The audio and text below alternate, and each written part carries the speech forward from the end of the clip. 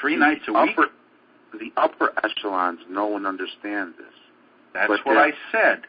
Right. I'm saying willful intent. They deliberately mislead these people. They lie to them.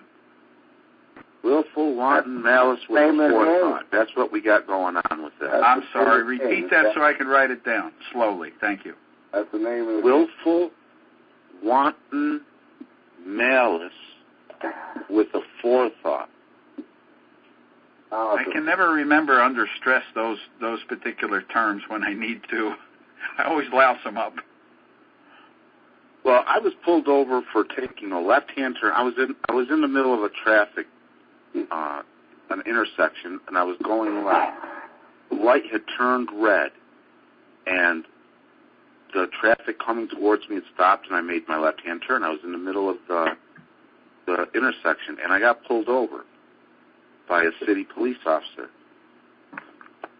And I sat in the car with my window rolled up, but the door was unlocked, and I left my hands on the driver's wheel, and I didn't say a word, because anything you say or do can be held against you in a court of law. And I didn't say a word, because anything you say or do can be held against you in a court of law.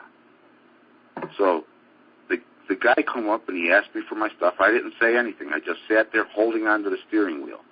He opened up the door, threw me down on the ground. I didn't say a word. He threw me in the back of the cruiser, ran my license plates, and then took me before a judge. And when I got in front, what was the time frame between when you got pulled over and you saw the judge? 20 minutes. That's correct. You're supposed to go immediately, pretty much. It was right directly to the judge. That's what he's supposed to do. And when I was in front of the judge, the judge asked me for my name, and I didn't give him my name. I just said, I believe I'm being restrained, constrained, abducted, and kidnapped, held prisoner and hostage against my will, without my consent, and in fear for my life under the imminent use of armed force by a highwayman. And the judge, I love it. And the judge looked at me and he said, what did you say? And I said, I believe I'm being restrained, constrained, abducted, and kidnapped, held prisoner and hostage against my will, without my consent, and in fear for my life under the imminent use of armed force by a highwayman. And he told he looked at the police officer and he said, you take this man back to his car right now. Oh, wow. And he says, you take those handcuffs off that man, because I used the word kidnap. There's only 4 things there's only 4 crimes that can be prosecuted under the Constitution, and kidnap is one of them. And any restraint is a constraint, and any constraint is a kidnap, because they've interfered with your movement.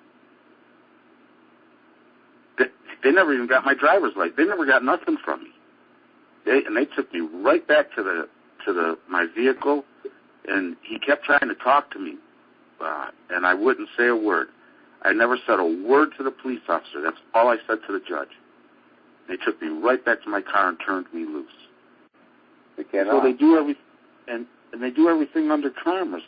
And the one attorney, the judge lowered my bail down to 50 cents.